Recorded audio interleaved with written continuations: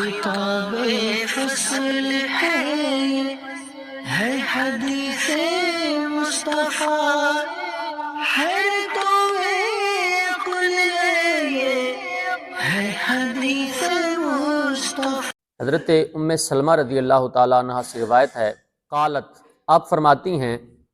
کانا احب الثیاب الی رسول اللہ صلی اللہ علیہ وسلم القمیصہ، نبی کریم علیہ السلام کو جو لباس میں محبوب ترین چیز تھی وہ قمیض تھی۔ اگلی حدیث پاک میں بھی یہی مفہوم ہے اور حضرت ام سلمہ ہی سے روایت ہے، اس سے اگلی روایت میں بھی قمیض کا ذکر ہے اور وہ بھی حضرت ام سلمہ سے روایت ہے کہ نبی پاک علیہ السلام فرماتے ہیں، کانت احب الثیاب الی رسول اللہ صلی اللہ علیہ وسلم یلبسہ القمیصہ، کہ نبی پاک علیہ السلام قمیص، یعنی جس کو ہم اردو میں قمیض کہتے ہیں، نبی پاک علیہ السلام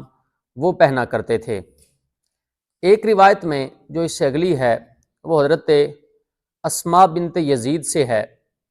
آپ فرماتے ہیں جو نبی پاک علیہ السلام کی قمیض کی کیفیت تھی وہ یہ تھی، کانا کم قمیص رسول اللہ صلی اللہ علیہ وسلم الی الرسغ، کہ نبی پاک علیہ السلام کی جو قمیض کا جو بازو ہوتا تھا، جو آستین ہوتی تھی، وہ یہ جو جوڑ ہوتا ہے، یعنی کلائی اور ہاتھ کے درمیان جو جوڑ ہے، اس جوڑ تک نبی پاک علیہ السلام کی آستین ہوا کرتی تھی۔ اس سے اگلی روایت میں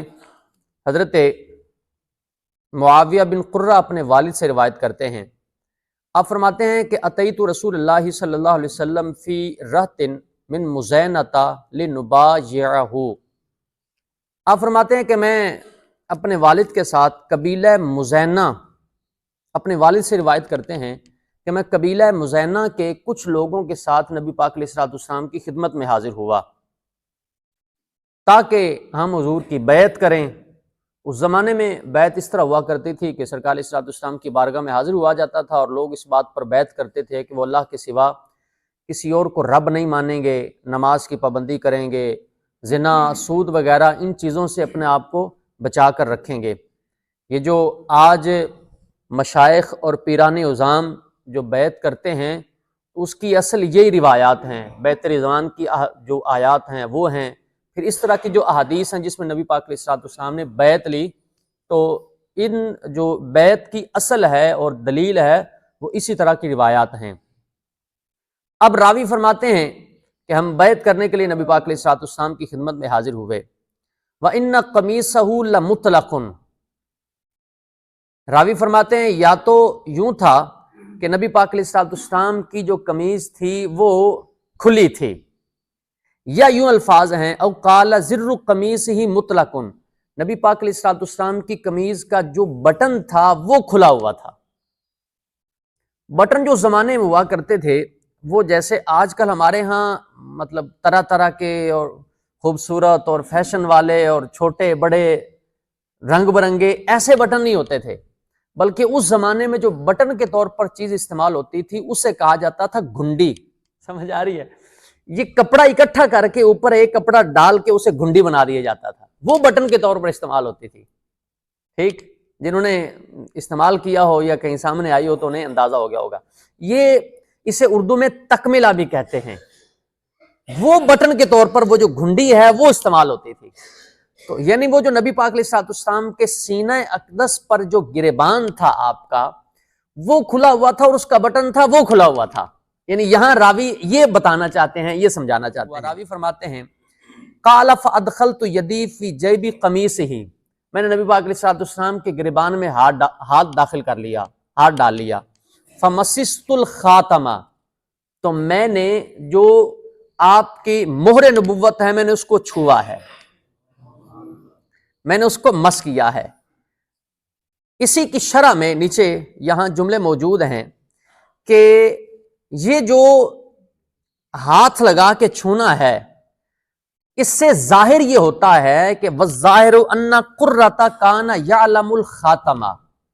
اس سے ظاہر یہ ہوتا ہے کہ حضرت قرہ رضی اللہ تعالیٰ عنہ ختم نبوت کی وہ جو مہر نبوت ہے اسے جانتے تھے، تبھی ہاتھ لگا کے چھو رہے ہیں۔ اور دوسرا یہ بھی کہ وَإِنَّمَا قَصَدَ التَّبَرُّكَ، کہ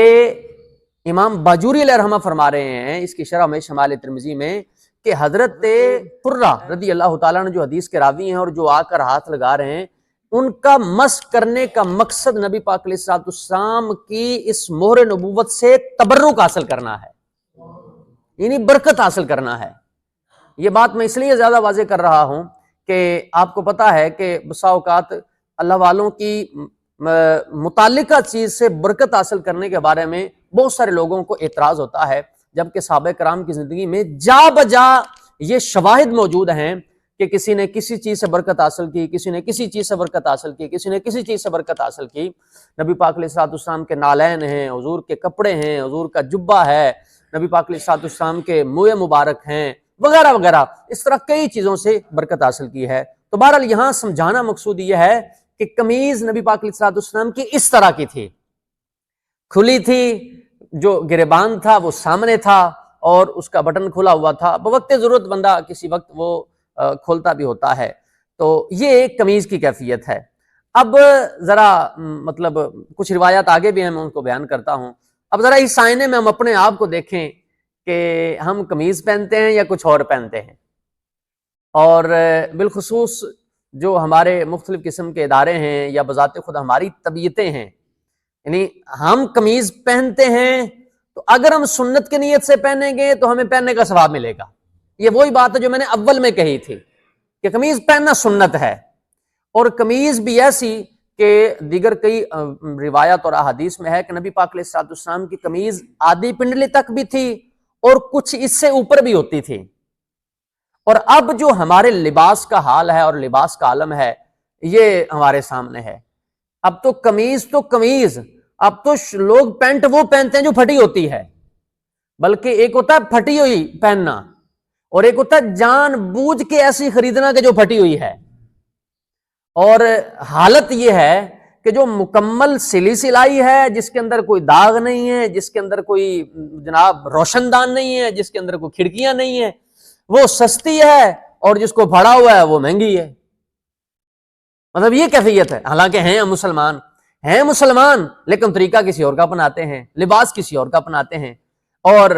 پھر جناب وہ آہستہ آہستہ شور اٹھتا ہے فلسطین کا، اور کو 2 4 دن 5 دن، بلکہ ایسے بھی ہوتے ہیں جو ہمارے اوپر بھی پریشر ڈالتے ہیں، اور جی فلسطین واسطے دعا کرو، جی فلسطین واسطے دعا کرو۔ اور میں نے کہا ان ظالموں کی نہ تو تم آج تک پروڈکٹ اپنے گھر میں بند کر سکے اور نہ ان کافروں کی فلمیں بند کر سکے۔ فلمیں تو مسلمانوں کی بھی جائز نہیں، فلم تو فلم ہے، ڈرامہ تو ڈرامہ ہے۔ وہ ترکوں کا ڈرامہ آیا، انہوں نے بنایا اپنا، تھے وہ مسلمان، جو بڑا مشہور ہوا پچھلے رمضانوں میں 2 4 سال، بڑے ڈنکے بجے، مانا اس میں اسلام کی تاریخ کی عکاسی تھی، لیکن علماء نے تو اس کو بھی کہا کہ دیکھنا جائز نہیں ہے،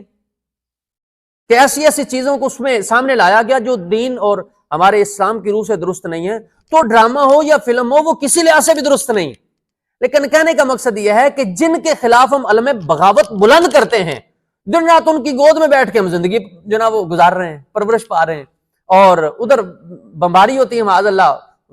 فلسطین میں ہو، انڈیا میں ہو، کسی اور جگہ ہو، تو ہم کہتے ہیں جی دیکھو جی دعا کرو، جی اللہ تعالیٰ مسلمانوں پہ رحم فرمائے۔ دعائیں ٹھیک ہے، کام دیتی ہیں، لیکن دعاؤں سے پہلے کچھ اور بھی بندے کو کرنا پڑتا ہے، تب بھی بندے کی کیفیت بدلتی ہے۔ اب تو مسلمان کا مطمع نظر اور مسلمان کی نظروں کا مرکز و محور آپ دیکھیں تو وہ کوئی سنت تھوڑی ہے، یعنی نبی پاک علیہ الصلوۃ والسلام کا طریقہ تھوڑی ہے۔ آپ اٹھا کے دیکھ لیں، ہم صبح اٹھتے ہیں اور رات سوتے تک، بلکہ صرف سوتے تک نہیں، جو ہم رات گزارتے ہیں، سونے کی حالت میں گزارتے ہیں، وہ ہم کس کے طریقے پر گزارتے ہیں؟ ہمارا کھانا دشمنوں کی طرح، ہمارا پینا دشمنوں کی طرح، ہمارا پہناوا دشمنوں کی طرح، ہمارا اٹھنا بیٹھنا دشمنوں کی طرح، ہماری خوش گپیاں دشمنوں کی طرح، ہمارے جناب لباس دشمنوں کی طرح۔ ہم سوتے ہیں تو ہماری کیفیت یہ ہے کہ جناب ہمیں ٹھیک طریقے سے سویا بھی نہیں جاتا، کئیوں کی عادت بنی ہے وہ الٹے سوتے ہیں، حالانکہ یہ جہنمیوں کا طریقہ ہے، وغیرہ وغیرہ۔ یعنی یہ ساری چیزیں 24 گھنٹے کی تو ہماری ہیں دشمنوں کی طرح، اور ہم ہیں عاشق رسول، ہیں ہم مسلمان، دعویٰ ہمارا یہ ہے کہ ہم تو کلمہ پڑھنے والے ہیں۔ تو اس لیے نبی پاک علیہ الصلوۃ والسلام کا جو طریقہ کار ہے وہ ہم اپنائیں گے تو یہ بات بنے گی۔ بعض لوگ قمیض بھی پہنتے ہیں تو کمیز میرے خیال چ تے انہوں نے لمے پا کے سلائی کیتی ہوندی ہے، مطلب کمیز بھی ایسی ہوگی، وہ جناب اتنے تنگ دامن ہوں گے، اتنی تنگ کمیز ہوگی کہ مطلب عجیب و غریب لگے گا۔ نبی پاک علیہ الصلوۃ والسلام کو جو پسند لباس ہے نا وہ یہ ہے کہ ڈھیلا ڈالا کھلا اور جو زیادہ ستر ڈھانپنے والا ہو۔ سرکار علیہ الصلوۃ والسلام سے شلوار پہننا ثابت نہیں ہے، خریدنا ثابت ہے، حضور نے شلوار نہیں پہنی۔ ہاں ایک بار ایسا ہوا، مدینہ منورہ میں آپ تشریف لے کے جا رہے تھے، ایک خاتون تھی اس نے شلوار پہنی ہوئی تھی تو وہ گر گئی، تو سرکار علیہ الصلوۃ والسلام نے اسے دعا دی ہے اس لیے کہ اس کا پردہ برقرار رہا شلوار کی وجہ سے، مگر نا مطلب جو کیفیت ہوتی ہے تہمند میں وہ آپ کو پتا ہے۔ یہ بزرگ کئی جو عادی ہیں یا آپ دیہاتوں میں چلے جائیں یہاں تو کچھ اور معاملہ ہے، خیر یہاں کی وکری وکری مصیبتیں ہیں، تو وہ جو تہمد والے ہیں وہ کہاں خیال کرتے ہیں۔ مجھے اچھے طریقے سے یاد ہے، وہ کوئی میں اس وقت 5ویں 6ٹھے 4تھے سال میں پڑھتا تھا، تو میں سائیکل پہ تھا، اپنے گاؤں سے دوسرے گاؤں جا رہا تھا، اللہ جانے کس کام سے جا رہا تھا، تو میرا گزر ہوا، چونکہ وہ آس پاس فصلیں تھی ساری، تو ایک بزرگ تھے تو لاٹھی ان کے پاس تھی اور وہ جانوروں کو چرا رہے تھے، وہ اپنی ڈیوٹی دے رہے تھے، تو میں وہاں سے گزرا تو میں سائیکل پہ تھا، میں نے چلتے چلتے کہا، میں کہا وہ بابا جی نے نا اپنی جو تہمت تھا وہ سارا لپیٹ کے آدھی رانوں تک کیا ہوا تھا، تو میں نے گزرتے ہوئے کہا، میں نے کہا یہ گناہ ہے، اس کو نیچے کرنا چاہیے۔ میں نے کہا تو وہ جڑے ننگے لگے پھر انہوں نے تو پہلے روکو جا کے،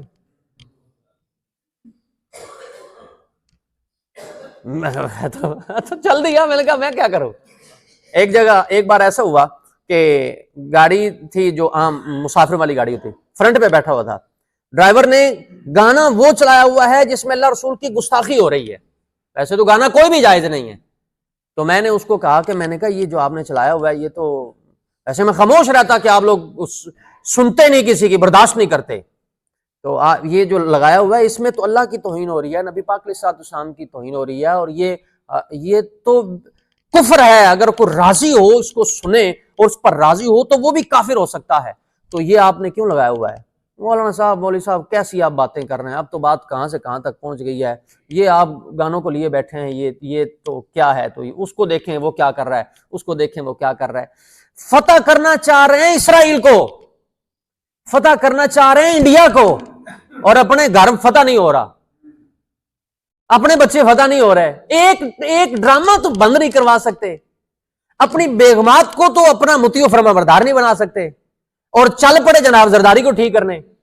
چل پڑے حضرت نواز شریف کو ٹھیک کرنے، چل پڑے عمران خان کو ٹھیک کرنے، چل پڑے اداروں کو ٹھیک کرنے، چل پڑے جناب اس کو ججز کو ٹھیک کرنے، چل پڑے پولیس کو ٹھیک کرنے، وہ ادارہ وہ ادارہ وہ ادارہ، وہ حال اپنا یہ ہے کہ ایک بچے کے سامنے ہم سرنڈر کر جاتے ہیں کہ نہیں یار تقاضا ہے حالات کا، شادی خوشی کا نہیں آتی ہے ہم وہاں گھٹنے ٹیک دیتے ہیں، نہیں یار کیا کریں گزارا نہیں ہوتا، دنیا داری ہے، ایک سودا ایسا ہمارے پاس آ جائے جس میں ہمیں 5 7 10 لاکھ روپے کا فائدہ ہو۔ ایک بزنس مین کے پاس میں بیٹھا ہوا تھا، پچھلے رمضان کی بات ہے، تو کہنے لگا مجھے ایک گاڑی بینک سے مطلب مجھے بینک والے کہہ رہے ہیں، امیر کبیر آدمی تھا، بینک والے مجھے کہہ رہے ہیں کہ آپ یہ لے لیں، آپ کو ایک وقت میں 5 7 10 لاکھ روپے کا فائدہ ہو جائے گا۔ وہاں ہم آ کے ہماری عقلیں جواب دے جاتی ہیں کہ یار کیا کریں، اور ہم نے کرنا کیا ہے، اسرائیل بڑا ظلم کر رہا ہے۔ بھائی آپ تاریخ اٹھا کے دیکھیں، جب مسلمان نبی کریم علیہ الصلوۃ والسلام کی چوکھٹ سے پھرا ہے اسے جوتے پڑے ہی پڑے ہیں، جب پھرا ہے، آپ پچھلی پوری تاریخ اٹھا کے دیکھ لیں، اور جب اس نے اپنا رشتہ ناتا نبی پاک علیہ الصلوۃ والسلام سے مضبوط کیا ہے، ان کی بات میں، ان کی گفتگو میں، ہر چیز میں اللہ نے ایسا دم ڈالا ہے کہ ان کے چلنے سے بھی کافروں کے ملک لرزتے ہیں۔ ہم نے اکیلا دعاؤں پہ ہاتھ رکھا ہوا ہے، ہم نے اکیلا بس وہ ایک میسج اور گروپوں میں وائرل کرنا، ویڈیو بھیجنا وغیرہ وغیرہ، ہم نے صرف اس پہ ہاتھ رکھا ہوا ہے۔ ایسے بات نہیں بنے گی، بات یہ بنے گی کہ کی محمد سے وفاتوں نے تو ہم تیرے ہیں، یہ جہاں چیز ہے کیا لوح و قلم تیرے ہیں، بات اس طریقے سے بنے گی، اکیلا صرف زبانی دعووں سے گفتگو نہیں بنے گی، اور نہ اس سے ہمارا مقصد حاصل ہوگا۔ نتیجہ یہ نکلا کہ مجھے اور آپ کو بذات خود کو بھی، اور اپنے بچوں کو بھی، اور اپنے کام کاج کو بھی نبی پاک علیہ الصلوۃ والسلام کا جو اسوہ حسنہ ہے اس کے مطابق ڈھالنا ہوگا، تو ہی مسلمان کامیاب ہوں گے۔ اگلی روایت کی طرف چلتے ہیں، نبی پاک علیہ الصلوۃ والسلام کے بارے میں بلکہ حضور کا بذات خود فرمان موجود ہے۔ آپ فرماتے ہیں کہ جو لباس پہننے میں کس طرح کا لباس استعمال ہونا چاہیے. آپ فرماتے ہیں حضرت حیبہ اور علیبہ رضی اللہ تعالی عنہما، یہ دو راوی ہیں، انہوں نے بھی بیان کیا ہے، بلکہ اس سے پہلے جو نبی پاک علیہ الصلوۃ والسلام نے بذات خود فرمان ارشاد فرمایا ہے اسے سنتے ہیں. آپ فرماتے ہیں حضرت ابن عباس رضی اللہ تعالیٰ عنہما، ان سے روایت ہے، قال رسول اللہ صلی اللہ علیہ وسلم علیکم بالبیاض من الثیاب یلبسها احیاؤکم وکفنوا فیہا موتاکم فانہا من خیر ثیابکم. نبی پاک علیہ الصلوۃ والسلام فرماتے ہیں تم سفید کپڑے پہنو، چاہیے یہ کہ تمہارے زندہ لوگ سفید پہنے اور تم اپنے مردوں کو اسی میں کفناؤ کہ یہ تمہارے کپڑوں میں بہترین کپڑے ہیں. سفید لباس بہترین لباس ہے. ایک جگہ ارشاد فرمایا، حضرت سمرہ بن جندب سے روایت ہے، فرماتے ہیں قال رسول اللہ صلی اللہ علیہ وسلم البسوا البیاض فانها اطہر واطیب وکفنوا فیہا موتاکم. نبی پاک علیہ الصلوۃ والسلام کے بارے میں فرماتے ہیں کہ سفید کپڑے، حضور نے ارشاد فرمایا البسوا البیاض، سفید کپڑے پہنو کہ بے شک یہ زیادہ پاکیزہ اور زیادہ ستھرے ہوا کرتے ہیں. آپ رنگدار کپڑا جو ہے نا، رنگین سوٹ رنگدار آپ لینے جائیں گے نا تو آپ کہیں گے نہیں یار یہ تو پہلے بھی نہیں اتنے اپنے بڑھیاں والے نخرے شروع ہو جاندے ہیں. سبحان اللہ کہہ لو، بڑھیاں دی گل ہے یہ یار، نہیں اس طرح کا رنگ پہلے پہنا ہوا ہے، اس طرح کا رنگ پہلے ہے، بندہ سوچتا ہی ہے دیکھتا ہی ہے. لیکن سفید کپڑوں کے بارے میں ایک دن پہنو، دوسرے دن پہنو، تیسرے دن پہنو، کبھی یہ خیال نہیں ہو یار کل تو سفید پہنے تھے یا کل تو اس طرح کا رنگ پہنا ہے. یعنی یہ سفید کپڑوں کی جان اور ایک شان ہے. اور اسی طریقے سے جو میت کو کفن دینا ہے اس میں بھی حضور نے ارشاد فرمایا کہ اسے جو ہے نا وہ سفید رنگ کا کفن دیا جائے. ایک روایت میں آپ کو سنانا چاہتا ہوں، وہ سنیں اور پھر ہم اپنی بات کو مکمل کرتے ہیں. نبی پاک علیہ الصلوۃ والسلام نے جبے بھی پہنے ہیں اور ایسا وقت بھی گزرا ہے کہ سرکار علیہ الصلوۃ والسلام نے جو ہے وہ چادروں پر بھی گزارا کیا ہے. یعنی ایک چادر باندھی ہوئی ہے اور ایک چادر یمنی چادر کا ذکر امام ترمذی نے بیان فرمایا ہے، ان کو آپ نے زیب تن فرمایا ہے. جب کبھی آپ نیا کپڑا استعمال فرماتے، حضرت ابو سعید خدری فرماتے ہیں کان رسول اللہ صلی اللہ علیہ وسلم اذا استجد ثوبا سماہ باسمہ، جب حضور کو نیا کپڑا پہنتے لیتے تو حضور اسے اس کپڑے کو نام دیتے. کیا؟ اگر وہ امامہ ہے تو امامہ کہتے، اگر وہ ازار ہے یعنی چادر ہے تو اسے چادر کہتے، اور اگر وہ قمیض ہے تو اسے قمیض کہتے. پھر کیا کہتے؟ اللہم لک الحمد کما کسوتنیہ اسألک خیرہ وخیر ما صنع لہ واعوذ بک من شرہ وشر ما صنع لہ. نبی پاک علیہ الصلوۃ والسلام کیا فرماتے؟ اے اللہ تیری تعریفیں ہیں کہ تو نے یہ کپڑا پہنایا ہے. کپڑا پہن کے اس کا شکر ادا کرنا چاہیے. اور پھر ساتھ عرض کرتے ہیں اللہ میں اس کپڑے کی خیر اور جس کے لیے یہ بنایا ہے میں اس کی خیر کا تجھ سے سوال کرتا ہوں، اور میں تجھ سے اس کی پناہ، اور جس کے لیے یہ بنایا گیا میں اس کی پناہ میں آتا ہوں، اس سے پناہ حاصل کرتا ہوں، پناہ حاصل کرتا ہوں، میں تجھ سے پناہ چاہتا ہوں. تو یعنی کپڑا پہن کر اس کی بھلائی بھی نبی پاک علیہ الصلوۃ والسلام نے مانگی ہے اور ساتھ ہی ساتھ اس کے شر سے بھی پناہ مانگی ہے. اگر ایسا نہ ہو کہ ہم یہ عربی میں دعا مانگے تو ہم اردو میں بھی مانگ سکتے ہیں، ضروری نہیں کہ ہم عربی میں مانگیں، اردو میں دعا مانگیں. سب سے پہلے اللہ کا شکر ادا کریں، پھر دوسرا یہ کہ اللہ اس کے شر سے بچائے اور اس کا خیر نصیب فرمائے. جبے کا بھی ذکر ہے ایک حدیث پاک میں. حضرت ابی جحیفہ اپنے والد سے روایت کرتے ہیں، کہتے ہیں رأیت النبی صلی اللہ علیہ وسلم وعلیہ حلۃ حمراء، میں حضور کی خدمت میں حاضر تھا تو میں نے سرخ رنگ کا جبہ حضور کو پہنے دیکھا. کأنی انظر الی بریق ساقیہ، گویا میں ابھی نبی پاک علیہ الصلوۃ والسلام کی پنڈلی کی چمک کو دیکھ رہا ہوں، ابھی میں آپ کی پنڈلی کی چمک کو دیکھ رہا ہوں. کچھ روایتیں اس کے متعلق اور بھی ہیں، بس آخری روایت سنیں اور پھر ہم اپنی گفتگو مکمل کرتے ہیں. حضور نے جن رنگوں کو استعمال فرمایا ہے اس میں سرخ بھی ہے، اس میں سبز بھی ہے، اور امامے میں بھی آپ نے مختلف رنگ استعمال فرمائے ہیں. دیکھیں مختلف زمانوں کا تقاضا ہے، حالات اور مسائل بہت سارے بدلے ہیں. نبی پاک علیہ الصلوۃ والسلام نے سرخ اور سبز رنگ استعمال کیا ہے، لیکن آج کے دور میں آپ رنگوں کو اس کیفیت کے مطابق ہی استعمال کر سکتے ہیں. یعنی ایسا رنگ اب بظاہر سرخ رنگ نبی پاک علیہ الصلوۃ والسلام نے استعمال کیا ہے، دھاری دار سرخ رنگ بھی استعمال فرمایا ہے، پھر سبز رنگ بھی استعمال فرمایا ہے۔ اس زمانے میں یہ جچتا تھا کہ استعمال کیا جا سکتا تھا۔ اگر آپ پیور پورا سبز رنگ سر سے لے کر پاؤں تک استعمال کریں گے تو میرے خیال میں لوگ آپ کو کہیں جمع کرا دیں گے۔ اسی طریقے سے سرخ رنگ ہے۔ تو یعنی حالات و واقعات کے لحاظ سے، زمانوں کے لحاظ سے کچھ تبدیلیاں بھی ہوئی ہیں۔ مقصد کہنے کا یہ ہے کہ لباس کا ایسا رنگ نہ ہو کہ جو رنگ ایسا لگے کہ عورتوں سے مشابہت ہے، یا وہ رنگ ایسا ہو کہ وہ معاشرے میں معزز دکھائی نہیں دیتا۔ اب جیسے مختلف ملنگ قسم کے لوگ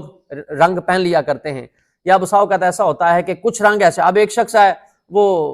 قمیض سبز رنگ کی پہن لے، شلوار وائٹ پہن لے، تو عموماً اگست کے دنوں میں پاکستان میں چل سکتا ہے، کہیں اور نہیں چلے گا۔ تو یعنی موقع محل کی مناسبت سے کوئی رنگ استعمال کیا جا سکتا ہے۔ ہاں، جو بلیک کلر کا سوٹ ہے بالخصوص محرم میں وہ استعمال کرنا جائز نہیں ہے۔ وجہ یہ ہے کہ کچھ گمراہ قسم کے لوگ اس مہینے میں یہ کلر استعمال کرتے ہیں، ذوالحج کے آخری دنوں میں اور محرم کا تقریباً پورا مہینہ استعمال کرتے ہیں۔ یہ کلر استعمال کرنا جائز نہیں ہے۔ بلیک کلر، کالا رنگ استعمال کرنا جائز نہیں ہے۔ ہاں، عام دنوں میں پہننے میں کوئی حرج نہیں، عام دنوں میں کالا رنگ استعمال کیا جا سکتا ہے، لیکن خاص محرم شریف کے دنوں میں کہ مشابہت اس میں دیگر لوگوں کے ساتھ ہے، اس مشابہت کی وجہ سے یہ رنگ استعمال کرنا درست نہیں۔ جو روایت سنانا چاہتا ہوں وہ روایت یہ تھی، اس میں حضرت دحیبہ اور علیبہ رضی اللہ تعالی عنہما، ان سے یہ روایت مروی ہے۔ ہمارے ہاں یونیک نام نہیں ملتے، یہ جو حضور کی صحابیہ اور روایت کرنے والی ہیں ان کے دیکھیں کتنے یونیک نام ہیں۔ اور ہم پچھلے دنوں ایک نام سامنے آیا، وہ نام قرآن پاک میں لفظ عذاب کے ساتھ استعمال ہوتا ہے، عذاب مہین کا لفظ استعمال ہوتا ہے، اور بچی کا نام مہین یا مہین نام تھا۔ آپ دیکھیں عذاب کی وہ صفت استعمال ہوا ہے کہ اللہ دردناک عذاب دینے والا ہے، اور بیٹی کا نام مہین نام رکھا ہوا ہے کہ جی قرآن سے آیا ہے۔ تو جس طرح کا نام رکھ لیا اس کی اثرات لازمی طور پر بچے یا بچی پر پڑیں گے۔ تو یہ دیکھیں کتنے یونیک نام ہیں، یہ رکھے جا سکتے ہیں۔ روایت یہ حضرت قیلہ بنت مخرمہ رضی اللہ تعالیٰ عنہ کہتی ہیں، میں نے نبی پاک علیہ الصلوۃ والسلام کو دیکھا، حضور پر دو پرانی چادریں تھیں، کانتا بزعفران، اور وہ زعفران میں رنگی ہوئی تھی، زعفران رنگ میں رنگی ہوئی تھی، کچھ ان کا رنگ اڑا ہوا تھا۔ آگے امام ترمذی نے کہا کہ اس حدیث میں قصہ ہے، واقعہ ہے۔ وہ واقعہ کیا ہے میں وہ واقعہ سنانا چاہتا ہوں۔ اصل تو یہاں بتانا مقصود یہ تھا کہ دو پرانی چادریں استعمال کر رکھی تھیں اور وہ زعفران سے رنگی ہوئی تھیں۔ واقعہ یہ ہے، فرماتی ہیں کہ ایک شخص حضور کی بارگاہ میں آیا، یہ نیچے امام باجوری علیہ الرحمہ نے اس کو بیان کیا ہے۔ فرماتے ہیں ایک بندہ حضور کی بارگاہ میں آیا، اس نے آ کر کہا السلام علیکم یا رسول اللہ، حضور آپ پر سلامتی ہو۔ فقال وعلیکم السلام ورحمۃ اللہ، حضور نے ارشاد فرمایا تجھ پر بھی سلامتی ہو، وعلیکم السلام۔ نبی پاک علیہ الصلوۃ والسلام پر زعفران میں رنگی ہوئی چادریں تھیں، تو سرکار علیہ الصلوۃ والسلام جیسے بندہ گھٹنے کھڑے کر کے بیٹھتا ہے ویسے حضور بیٹھ گئے، یعنی گھٹنے کھڑے کیے، اس کو احتبا کہتے ہیں، اور یعنی گھٹنے کھڑے کیے اور اپنی دونوں کلائیوں سے ہلکا بنا لیا، جیسے عموماً بندہ بیٹھ جاتا ہے، اس طریقے سے بیٹھ گئے۔ تو راوی کہتے ہیں کہ یہ جو آنے والا آیا تھا، اس نے جیسے ہی نبی پاک علیہ الصلوۃ والسلام کو اس کیفیت میں دیکھا تو یہ خوف سے لرزنے لگ پڑا۔ تو انہوں نے فقال جلیس یا رسول اللہ ارعدت المسکینۃ فنظر الی فقال علیک السکینہ، جو حضور کے پاس بیٹھا تھا اس نے عرض کی یا رسول اللہ مسکینہ پر روب طاری ہو گیا ہے، خوف سے ہم کام پر ہیں، ہم پر خوف طاری ہو گیا۔ تو فنظر الی، فرماتے ہیں حضور نے ہماری طرف دیکھا اور ارشاد فرمایا علیک السکینہ فذهب عنی ما اجد من الرعب، حضور نے فرمایا تجھ پر سکون طاری ہو۔ صرف اتنا جملہ کہنا تھا کہ وہ خوف ختم ہو گیا، یعنی صرف اتنا جملہ کہا کہ تجھ پر سکینہ نازل ہو، فرماتے ہیں وہ جو خوف تھا وہ ختم ہو گیا۔ اور ایک روایت میں یہ ہے، یعنی مطلب اس کا مفہوم یہ ہے ولم ینظر الیہ، نبی پاک علیہ الصلوۃ والسلام نے میری طرف دیکھا نہیں، میں حضور کی پشت کی طرف تھا۔ تو ارشاد فرمایا یا مسکینہ تو علیک السکینہ، اے مسکینہ تجھ پر سکینہ نازل ہو۔ تو اس سے بھی ان کو قدر اطمینان ہوا، کیونکہ سرکار علیہ الصلوۃ والسلام کی خاصیات میں سے ہے کہ ایک مہینے کی مسافت تک آپ کو روب دے دیا گیا، یعنی آپ کا روب ایک مہینے کی مسافت تک تھا اس زمانے میں، جو ایک مہینے کی مسافت تھی۔ تو بہرحال کہنے کا مقصد یہ ہے کہ نبی پاک علیہ الصلوۃ والسلام کی یہ لباس کی کیفیت ہے. اللہ ہمیں بھی حضور کے لباس کا فیضان نصیب فرمائے. اللہ ہمیں سمجھنے کی عمل کرنے کی توفیق عطا فرمائے. آمین. وما علیہ الا البلاغ.